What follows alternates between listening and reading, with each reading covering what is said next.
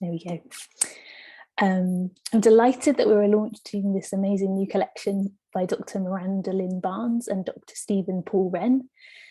Formulations is an extraordinary collaborative project that brings together poetry and chemistry, where brand new poetic forms have been created directly from the structure of the molecules that they've chosen.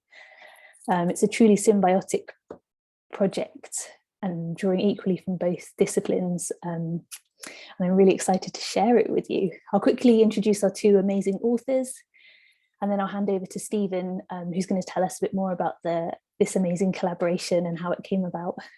Let me just look at my notes so I get these biographies right.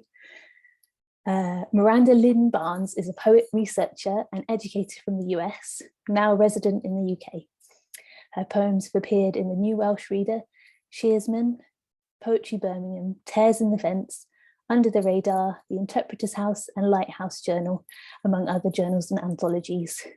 Miranda taught creative writing for 5 years at Bath Spa University while undertaking her PhD, and she now serves as a research associate in archiving and preserving open access books at Loughborough University. Her debut pamphlet, Blue Dot Award, was published with B Press in 2020. And Stephen Wren was educated at Cambridge and worked as a chemist in industry for many years. He transitioned back into academia at Oxford University, at St Hilda's College, before joining Kingston University in September 2018, where he works as a senior lecturer. His Celestial Crown of Sonnets, co-written with Dr. Sam Illingworth, was published by Penteract Press in March 2021. Stephen's poems have also appeared in 14 magazine, Marble Broadsheet, Consilience, Tears in the Fence, and Dreich magazine. I'm now going to hand over to Stephen, who's going to share a bit more about the project and how it came about. Thank you, Jo. Yeah, and thank you so much for your support on this project. Yeah, we really appreciate it. Yeah, it's so good to see everyone. Thank you for joining us tonight. Yeah, it's a really exciting night for Formulations. I guess it was autumn 2020 when the SciPo event had to go online because of the pandemic, obviously, and I was kind of presenting that event. And at some point I called out for to the community for collaboration. And fortunately, Miranda then sort of suggested this amazing idea that she'd had involving this blend of chemistry and poetry. And from that point, we then started communicating, and I kind of suggested the idea of looking at biosynthesis and maybe molecules that exist in nature as a way, in plants and other sources, as a way of giving us a way in, if you like.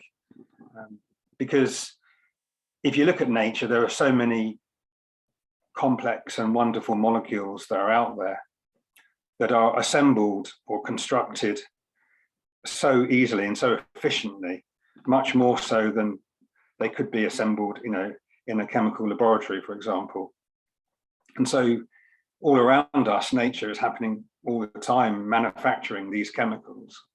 And so it's a great starting point for exploration for this project.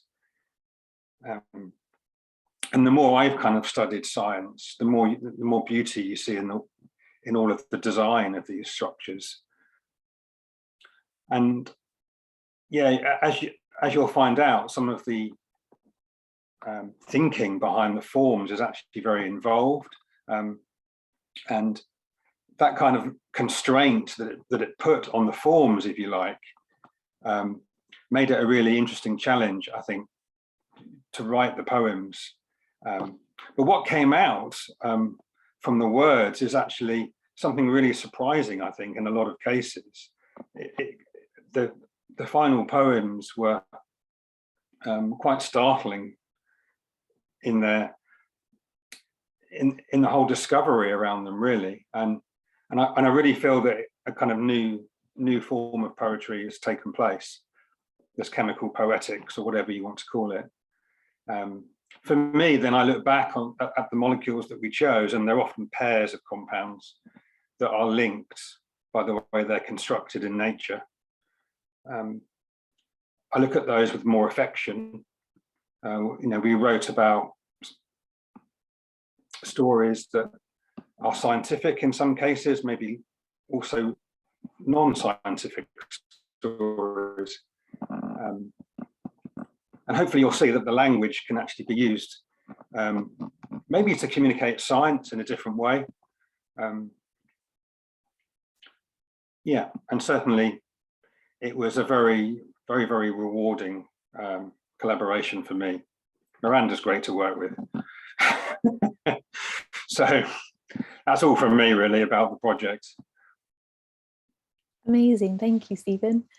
I'm going to hand over to Miranda now, who's going to share a bit about, well, share a poem from the project and also speak a bit about how the poetic form that particular poem is written in, how that was created and developed, and just a little bit of a kind of insight into how it all works. Miranda, off to you. Thank you very much, Joe, and thank you for me as well for all of your belief and support in our project and getting it into print. It's a very exciting evening for the project, absolutely. And of course, thank you, Stephen, for all your words about the start of the project, and of course, Stephen's been great to work with too. So I'm going to read a poem called Sleeping Beauty's Epigenome, but I wanted to just, before I'll talk about the form afterwards, but I kind of wanted to share a few of the thoughts that went into the poem, if that's okay, just very quickly. Lysine is the molecule that inspired the form that I'll talk to you about in the poem itself. So it plays a lot of important roles in the human body, and particularly proteinogenesis. And histones are one of these proteins, and they act as spools around which DNA winds that protect the DNA from becoming tangled and damaged. So this reminded me of the story of Sleeping Beauty, or Aurora, also called Briar Rose, who pricked her finger on a spindle. And in a kingdom where all of these spindles were supposedly destroyed to prevent it from happening, but also made me think of an image I'd once seen called Freya stirring the clouds. So this Norse goddess who practiced a form of magic related to telling and shaping the future, which comes from seder, which is an Old Norse word for cord or string. She had was called an enchanted distaff, which is a stick or spindle on which wool or flax is wound for spinning.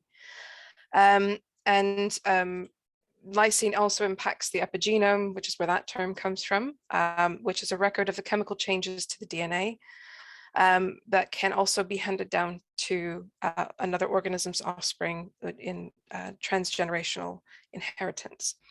So some of these things were part of my thought processes in approaching the poem, so incorporating some of the ideas around lysine into the poem. So I'll read the poem now. Sleeping Beauty's epigenome. Mother, Father, rid all the world, purify our world, make it cured, purged of threats, toxins, poisons, gone, loathe threads, spun on spindled threats, spell oracles, weaving fates within towers, temples. Oust every pollutant, its last and still, our world will be spooled around that great wheel. Years will pass and the needle will find us, a long sleep, meanwhile. Meanwhile, dreams, streaming o'er clouds, golden cumulus, histone distaff, spooling mercurial threads, flax, polynucleotide chains embroidered with harm. Aurora, Briar Freya, spin fates kinder. Take pains to remove. Stain mind, bind threads that won't tangle. Lantern, cease, the quench, extinguish. Lightning. Will morning bring broken spells? We awaken and find ourselves well, released from the world's dark cells.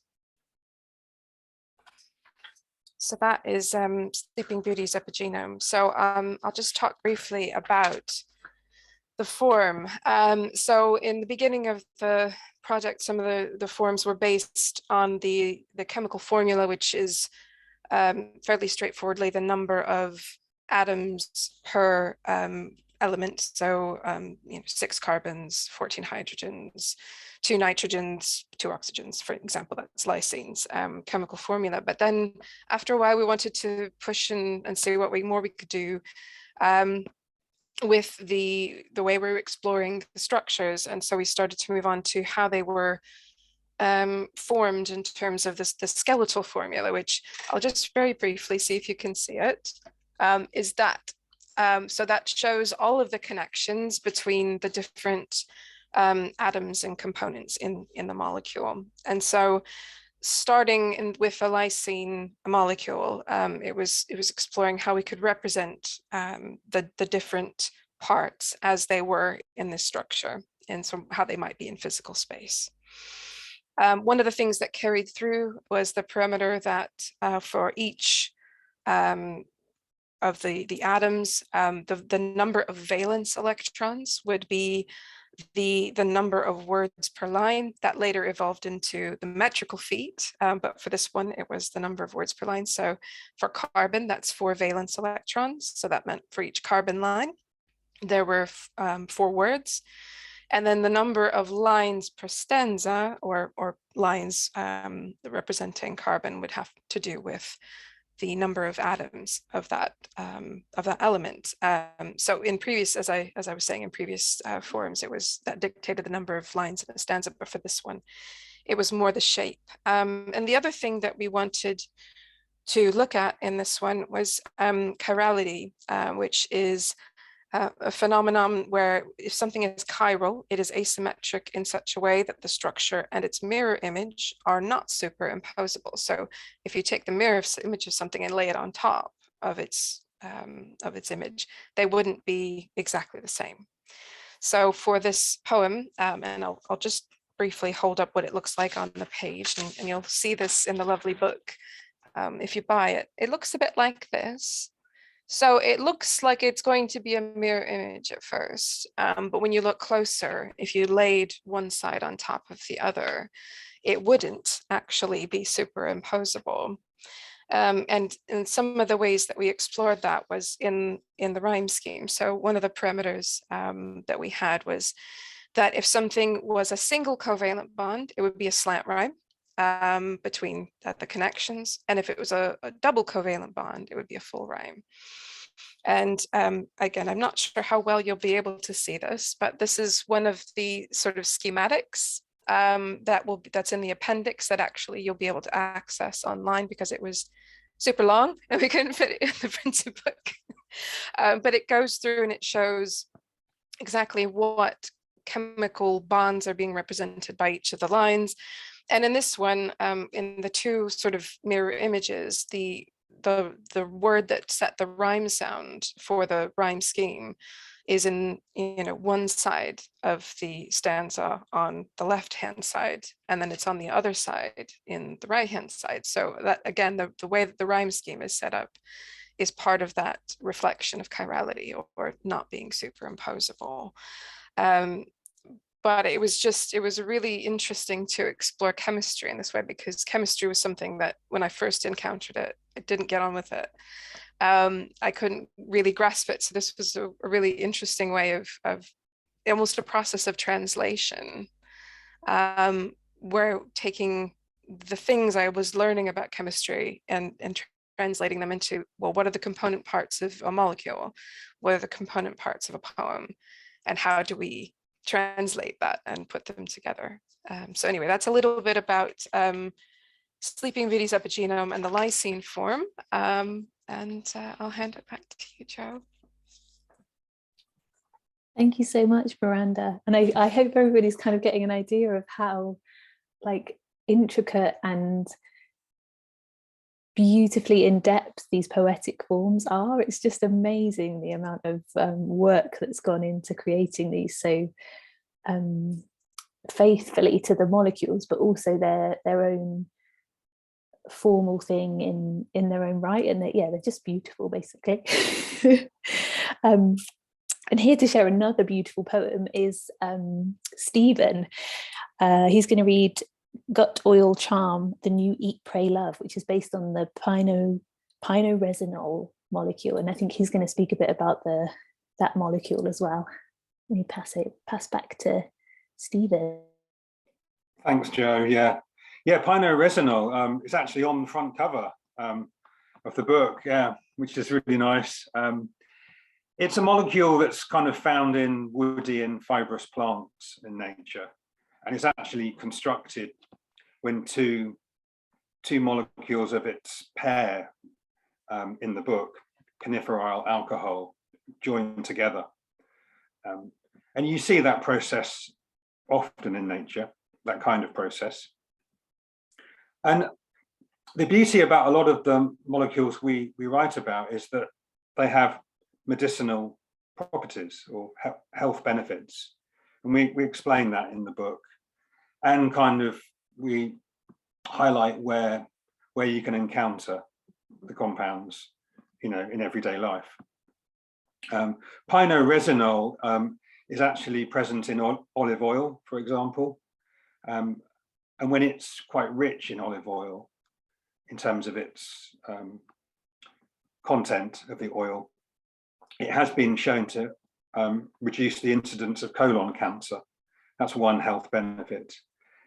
And it was kind of this theme that inspired this poem. So I'm going to read Gut Oil Charm, the New Eat, Pray, Love. I think of one infirm, sick thumb, a grand context, a seat, a firm, concern against assault, it shows a germ. I see terrains, a bad upswarm, art form, forearm. A charm, a growth spits out and grates like sand, a large transform. A fate that hooks, so death's alarm reports, bled dry, repeats, disarm, anew deform. A spit around a harsh uncharm, reform, a wild and harshly spun conform.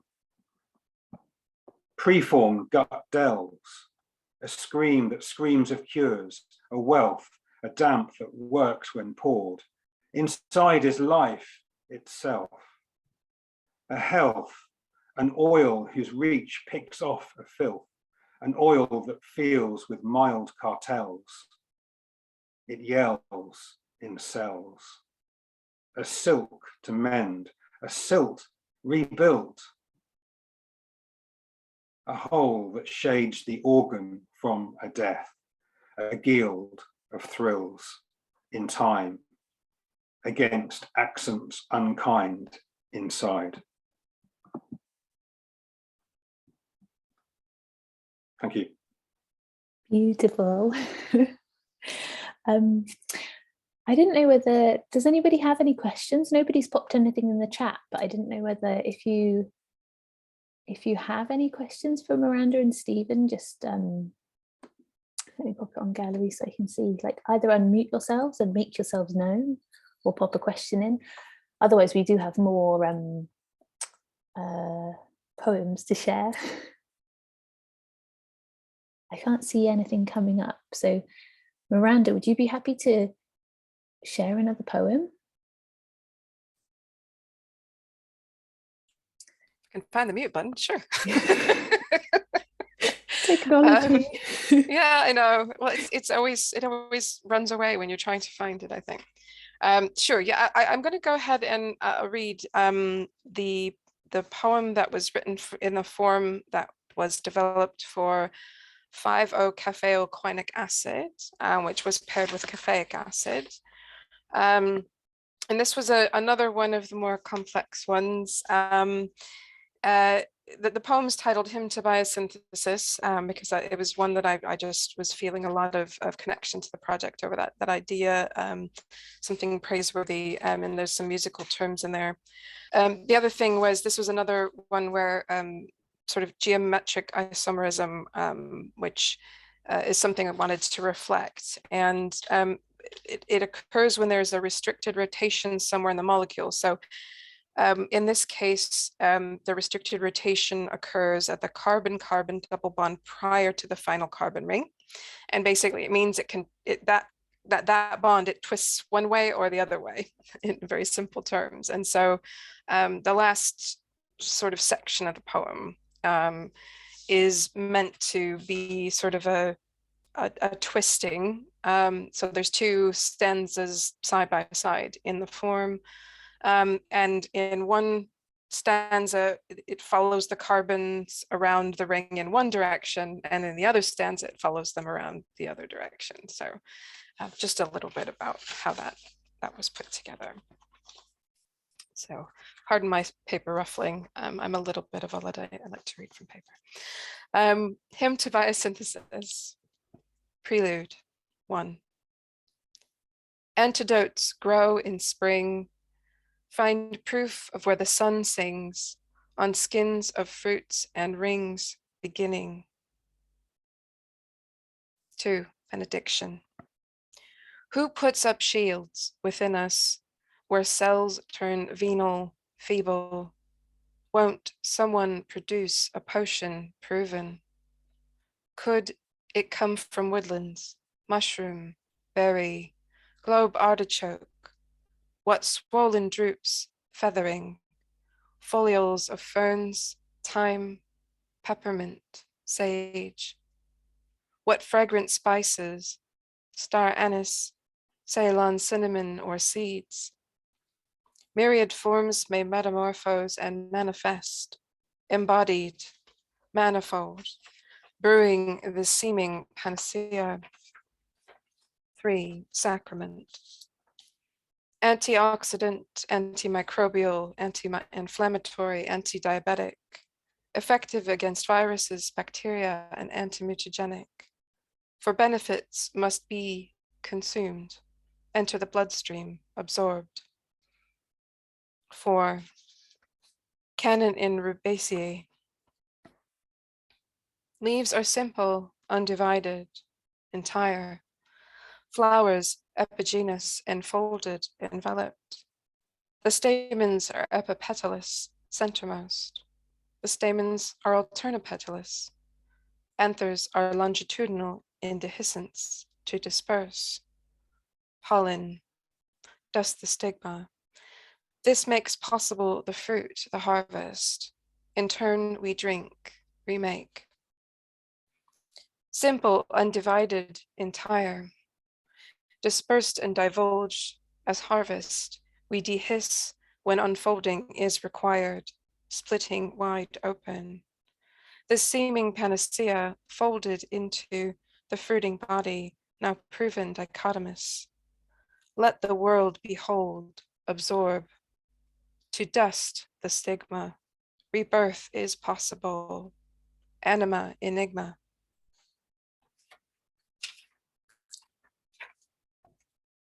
Beautiful.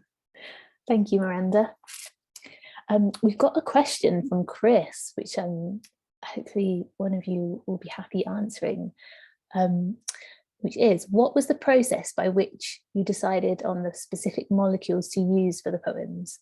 Was there a visual component to choosing these specific molecules to write on, or something else? I don't know who wants to field that one. I think Stephen would be the best because he picked them. So Thank you. Thanks, Chris, for the question. Yeah, yeah. I mean, I'm kind of reading all the time about molecules in nature and how they're made, and so I picked pairs that were linked in terms of how they're prepared in plants mainly and other sources, and also I thought they did vary in structure enough that it gave some food for thought about how we could assemble the forms. And Miranda went away and yeah, decided which part of the structure we should highlight each time. There was no real visual component though to speak of.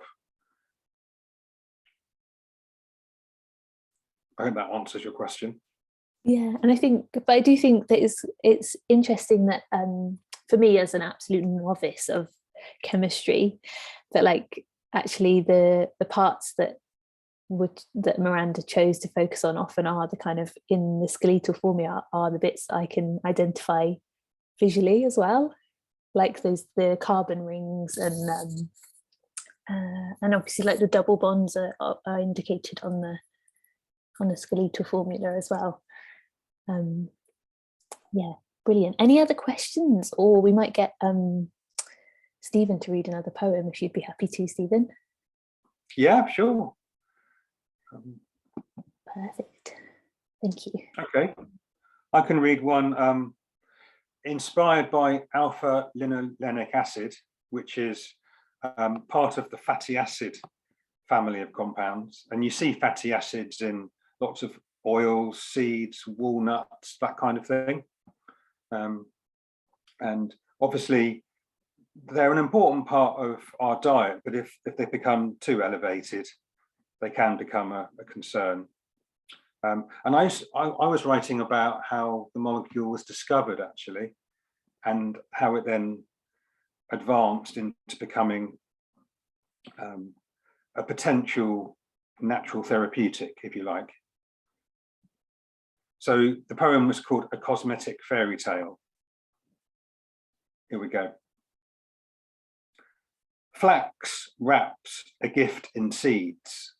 Beams echo along the laboratory's narrow fresco. The art of isolation, placement of linseed oil celebration, taken headlong, dried, yellowish, then drawn. A dawn breeze of Deutschland, seeds, schemes, squeezed and solvent beads concede. 19th century high road, heartbeat between nations and hard places. Abrasive consumers and famous faces racing. Decades later, helpful utilities translate, edgeways, sabres, flash across dried acres. Papers incarnate that speak of varnish, smartness, valid in trusty linolenic acid. Massive futures are told by tutors, rumors cascade of a cosmetic fairy tale. Embrace the oil's beneficial demeanor, sweeping away acne, making inflammation leaner. Under imaginative lights, skin is cleaner. Concealer. Thank you. Amazing. Thank you, Stephen. Brilliant. I think we've shared everything that we would like to share. Unless anybody else has any burning questions, I can see people asking about signed copies, and I'm sure we will definitely be able to arrange this. It might take a little bit longer because we're all living in different parts of the country, so I think it will be a postal thing, but we can definitely sort this out. Did anybody else have any more questions? I had just one thing I wanted to add, Joe, if that's okay. Yeah, of course. People are thinking of questions. Yeah, please ask anything you want. We're happy to answer it. But especially because Tanya's here, I wanted to mention that part of my inspiration for my end of this collaboration came from a project that Tanya Hirschman and I worked on many years ago. When we were on the PhD, we started trying to do forms based in physics, and unfortunately our PhDs got sort of swept us away from the project, but I would be amiss without thanking her for the project and acknowledging where that had built roots for this one. So thank you. Of course, and Tanya did a beautiful collection as well, not that we're bumping that, but yeah, the name is escaping me, Tanya, but it's the beautiful one with the translucent poems. Amazing. Wow, I think unless there's any last minute burning questions. I think Becky has asked one. Oh, I'm sorry, I missed it. Oh, that's okay. Oh yes, sorry, I missed that one, Becky. Becky says, how difficult was it to make the words flow as you wanted them to, but also to fit into the molecule format on the page? A really good question. Who would be happy to field that one? Maybe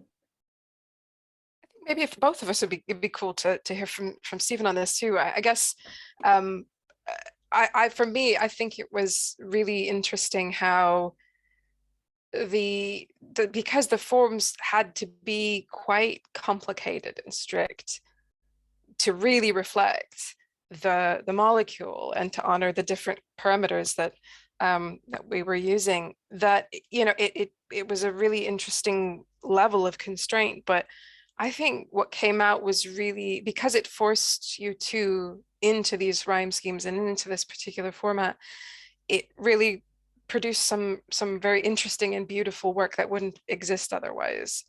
So I thought it was very challenging. Absolutely, I set my own cage that way, but I thought it was brilliant, kind of how it came about. Yeah. Stephen, did you want to say anything? Yeah, I agree. I mean, for me, a new kind of music was produced, I feel, that would not have otherwise have been produced without the attention to detail on chemical structure. And that was actually really thrilling, and it really surprised me, actually. It was wonderful. Amazing. I think we've got time for one last question. I can see one from Katie. Oh, we've got another question. Maybe we could squeeze that one in. But Katie's asking, did you write any of your poems together? And how does that work as a collaborative process? But we didn't. The forms were produced, and then we each would take one of them and we would write sort of on our own. So the collaborative process was more the creation of the forms, and then choosing the forms to write in. But it would be really quite interesting to try and do something like that in the future. To try and actually work on a poem collaboratively. That would be really interesting. That's a great question. Let me squeeze in one last question, and then I think then we'll call it a day. Rebecca says, I wonder if you might talk a bit about how this project approaches the relationship between poetry and nature. It's quite different than strategies that approach nature through description, for example. Stephen, did you want to say anything about that? For me, that's a great question, and I've thought about that a lot. I think for me, the use of poetry here really helped describe nature, I think, more fully, much more so than the science can on its own. If you're thinking about chemistry and biology, often it can be quite dry and certainly not emotional. The words in these poems, I think, go some way, I think, to fully describing what you can observe in nature or in organisms. And we've tried to encapsulate the beauty of nature. I think too, trying to reflect the structure of the chemical molecules, in the translating that into language via the constraints of the poems. I think that was an attempt to really just synergize, you know, and bring the two together in a way that wasn't just, like you say, Becca, through description, but also by literally trying to bring the structures into some kind of sync, even though it's not perfect, but trying to represent that in some way. Yeah. Yeah, you kind of, I found myself just getting lost in the molecule for a while, you know, as you were writing the poem. It was like you were transported somewhere. It was, so that was a new experience rather than just reading about the molecule and what it does chemically. So it was really exciting from that perspective. Amazing. And thank you both so much for writing this beautiful book and for publishing it with Small Press. It's been a pleasure working with both of you. I think we will call it a day there. There's copies of available to pre-order. It's gone to the printers, but it hasn't come back yet, so it's going to be a little wait. But as soon as they're back from the printers, we'll send out the pre-orders. So it'll be a couple of weeks. Did you have that link, Joe? I'm not yes, sure if I saw I've it. posted it. Let me post it again. Oh, you did? Okay, never mind. That's no, my no, fault. that's fine. Let me send it again. Thank you so much, everybody, and yeah, take care, and yes, don't forget to order your copies. Thank you, Miranda. Thank you, Stephen. Thank you, Joe. Take care, and I hope you enjoy the book when you manage to read it, everyone. Thank you all for coming. Thank you so thank much. you so much. Thanks, guys. Have a great evening. Take care. Bye. Bye. Bye.